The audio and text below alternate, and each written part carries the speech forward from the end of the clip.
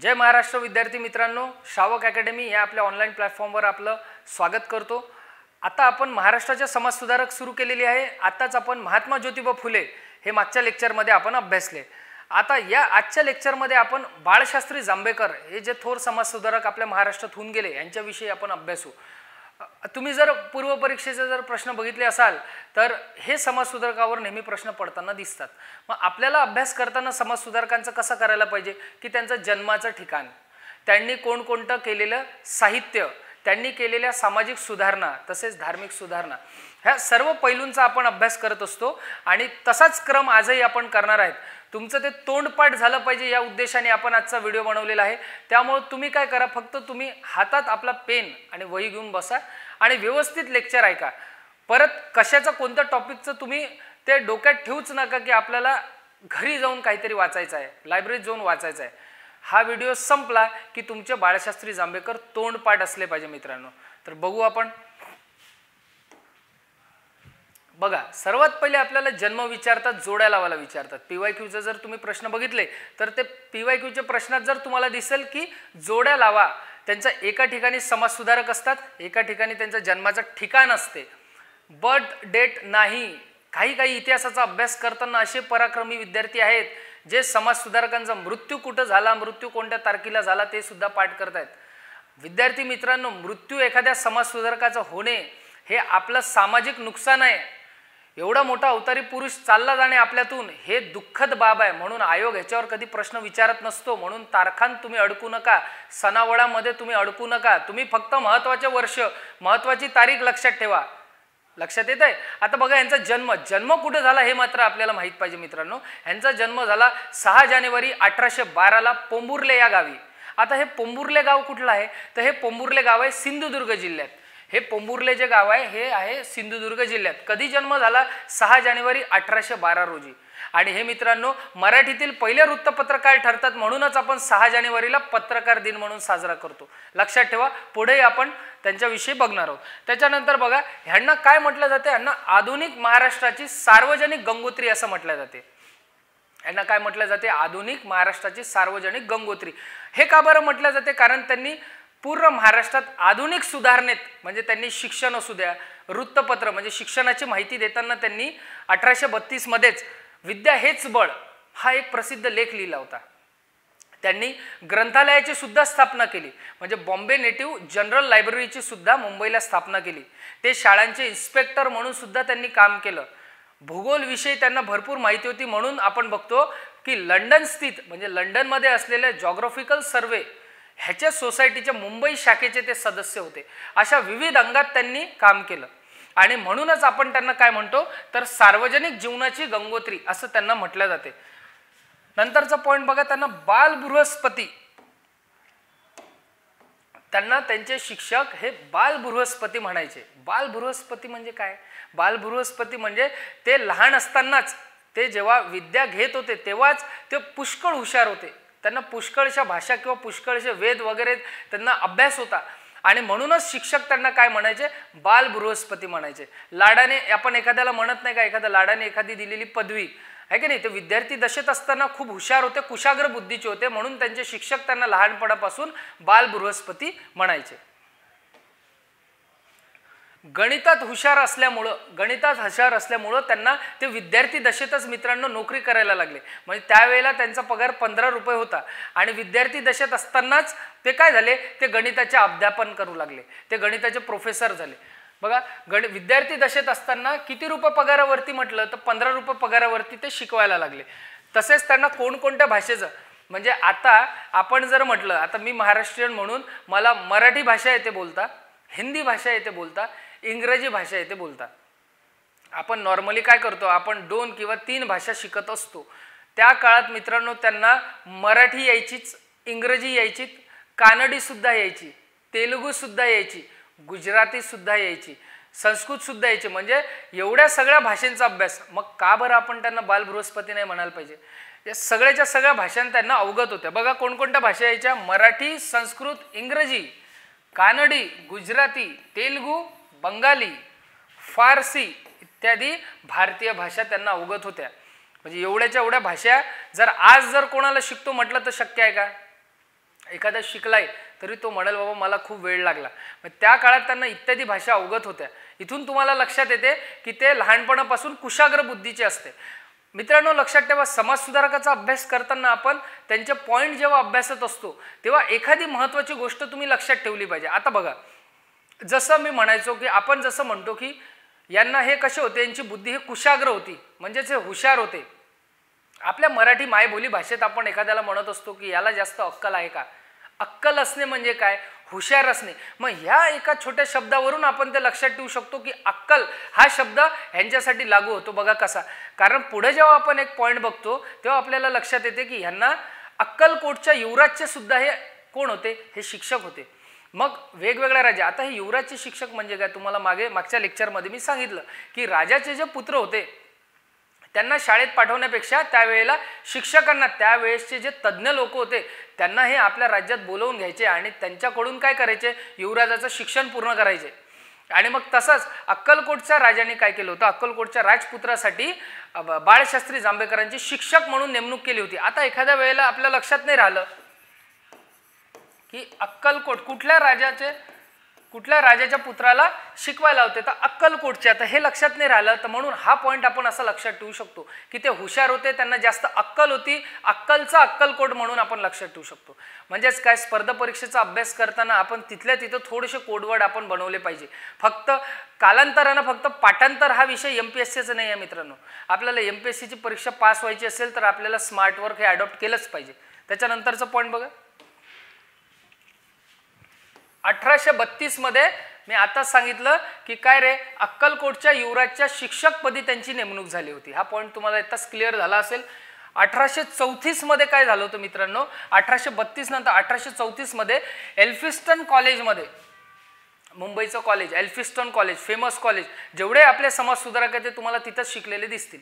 Elphinstone कॉलेजमध्ये ते सहाय्यक प्राध्यापक म्हणून रुजू झाले. बघा, सहाय्यक प्राध्यापकला आपण आता काय म्हणतो, असिस्टंट प्रोफेसर.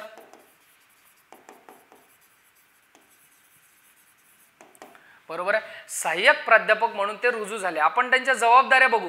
म्हणजे ते एवढे हुशार होते की ते विद्यार्थी दशेत असतानाच गणिताचे काय झाले, गणिताचे अध्यापक झाले. सोबत आपण काय बघितलं की ते अक्कलकोटच्या युवराजाचे सुद्धा शिक्षक झाले. नंतर पुढे एल्फिस्टन कॉलेजमध्ये ते काय लागले, ते सहाय्यक प्राध्यापक म्हणून रुजू झाले. त्याच्यानंतर बघा, मुंबई प्रांतातील मराठी शाळेंचे इन्स्पेक्टर,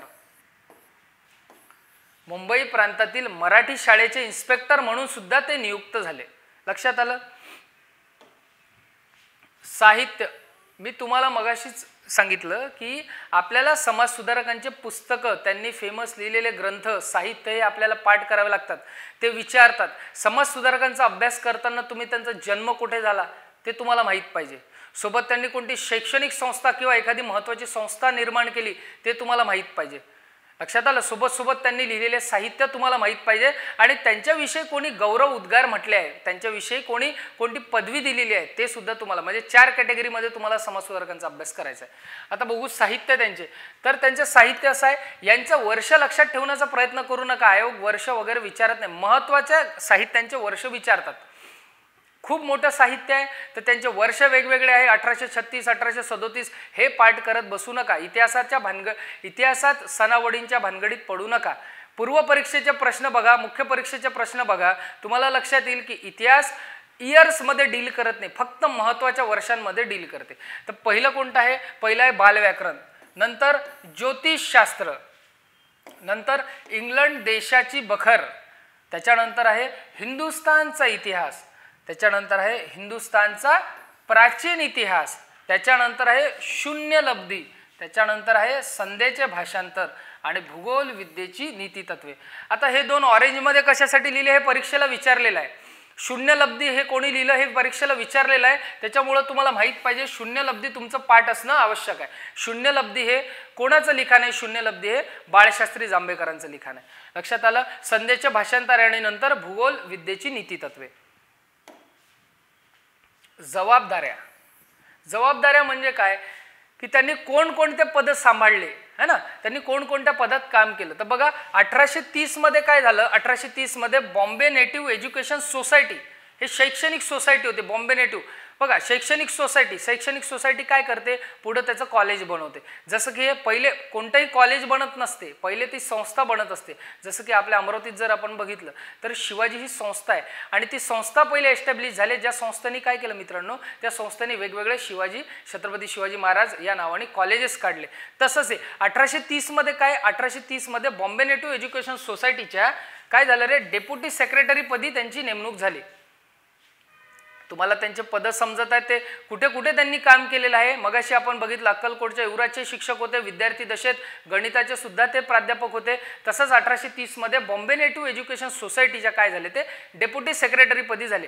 पुढे मग 2 वर्षांना त्यांचं प्रमोशन हे सेक्रेटरी म्हणून झालं. त्याच्यानंतर बघू कुलाबा वेधशाळेचे संचालक. कुलाबा हे नाव तुम्ही ऐकलं असेल. पूर्वी रायगड हा जो जिल्हा आहे याचं पूर्वीचं नाव काय मित्रांनो, रायगड जिल्ह्याचं पूर्वीचं नाव आहे कुलाबा. वेधशाळा म्हणजे काय असते, वेधशाळा म्हणजे हवामानाविषयीची माहिती देणारी संस्था. हवामानाविषयी माहिती देणाऱ्या संस्थेला वेधशाळा असे म्हणतो. आता पण आपण बघतो ना की वेधशाळेतून सांगतात की आता पुढं एवढा पाऊस पडणार आहे, यावर्षी जास्त पाऊस पडण्याची शक्यता आहे किंवा यावर्षी बिलकुल पाऊस पडणार नाही, यावर्षी दुष्काळ असू शकतो. हे प्रेडिक्शन कशाच्या बेसिसवर करतात, वेधशाळेवाले हे बेसिसवर करतात त्या आजूबाजूच्या हवामानीय परिस्थितीनुसार. म्हणून हे कुलाबा वेधशाळेचे सुद्धा कोण होते, संचालक याला काय म्हणतो आपण, डायरेक्टर म्हणतो. याचे सुद्धा डायरेक्टर होते. तसेच ते लंडनच्या जॉग्राफिकल सोसायटीच्या, लंडनला होती जॉग्राफिकल सोसायटी. मी मगाशी सांगितलं तुम्हाला भूगोल विषयाचं त्यांना ज्ञान होतं म्हणून ते लंडनला स्थित जे जॉग्राफिकल सोसायटी आहे त्याची एक शाखा होती मुंबईत. आणि त्या मुंबई शाखेचे ते कोण होते, मुंबई शाखेचे ते सदस्य होते. मुंबई शाखेचे ते सदस्य होते. 3 जबाबदाऱ्या पाहिल्या. 1830 मध्ये बॉम्बे नेटिव्ह एज्युकेशन सोसायटीच्या पदी काय होते, ते सेक्रेटरी म्हणून झाले नेमणूक. त्याच्यानंतर आपण काय बघितलं, कुलाबा वेधशाळेचे ते संचालक होते. तसेच लंडनच्या जॉग्राफिकल सोसायटीच्या मुंबई शाखेचे ते कोण होते, ते सदस्य होते. आता आपण बघू त्यांनी काय केलं, त्यांनी सामाजिक कार्य कोणकोणतं केलं, तर ते कसे होते, बालविवाहाच्या विरोधात होते. त्यांनी बालविवाह नाही झाली पाहिजे. लहानपणी मी तुम्हाला महात्मा ज्योतिबा फुले यांचं लेक्चर जर तुम्ही बघितलं तर मी सगळ्या त्यावेळेसच्या अनिष्ट रूढी परंपरांवरती बोललेलो आहे. ते समजून सांगितलेलं आहे की लहानपणी असतानाच लहान मुलींचे काय करायचे रे, लग्न करून द्यायचे आणि एखाद्या म्हाताऱ्या माणसासोबत लग्न करायचे. त्यांचा डिफरन्स जास्त होता. त्यामुळंच काय होतं, त्यांचं विधवेचं प्रमाण समाजात वाढलं होतं. त्या लवकर विधवा व्हायच्या, कुमारवयीन असताना विधवा व्हायच्या. त्यामुळं काय होतं, ती सामाजिक स्थिती बघा.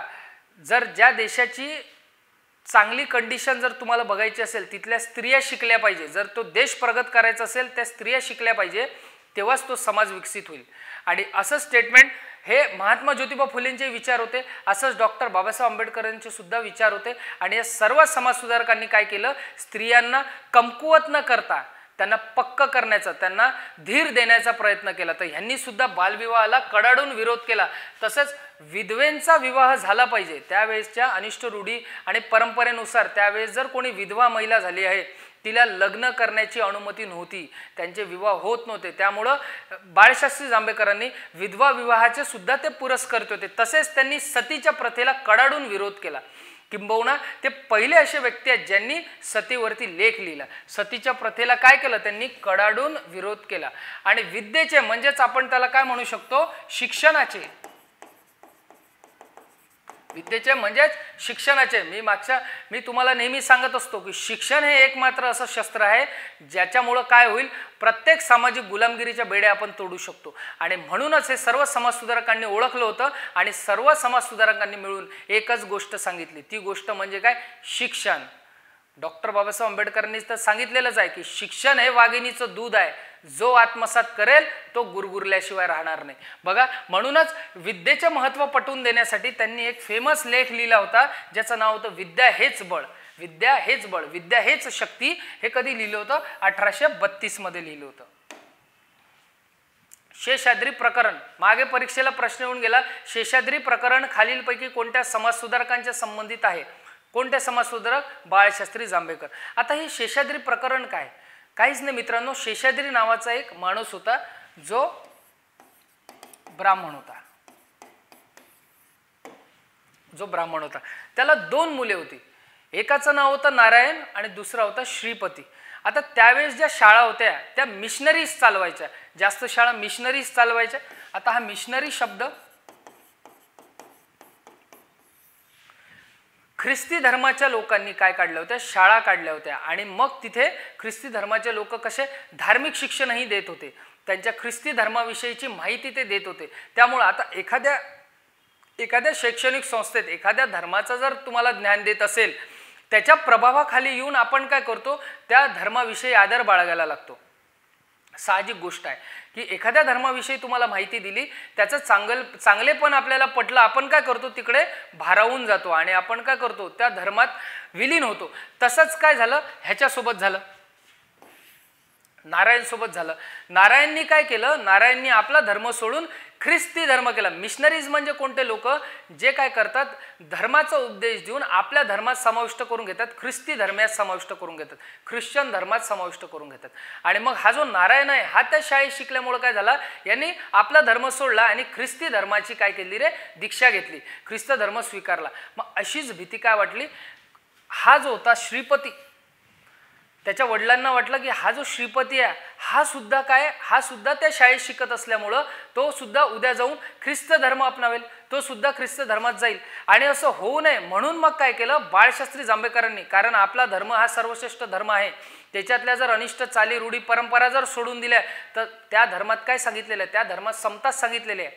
अरे मित्रांनो, तुम्ही कोणताही हिंदू धर्म, किंवा माझं ओपन चॅलेंज आहे की कोणत्याही हिंदू धर्मातलं किंवा कोणत्याही धर्मातला कोणत्या एका देवानी असं सांगितलं असेल की तुम्ही जातीवाद करा, तुम्ही माणसात विभाजा, तर आपलं चॅलेंज आहे, आपलं ओपन चॅलेंज आहे. कधीच रामाने म्हटलं नाही की जातीवाद करा, कधी कृष्णाने म्हटलं नाही की जातीवाद करा. सर्व हिंदू धर्म असू द्या किंवा इतरही कोणता धर्म असू द्या, देव कधीच जातपात धर्म वगैरे अनिष्ट रूढी परंपरा मानत नसतो, तो माणूस मानत असतो. ती माणसानं बनवलेली एक क्रिया असते, लक्षात घ्या. म्हणूनच मग तसाच स्वाभिमान कोणाला होता, बाळशास्त्री जांभेकरांना आपल्या धर्माचा स्वाभिमान होता.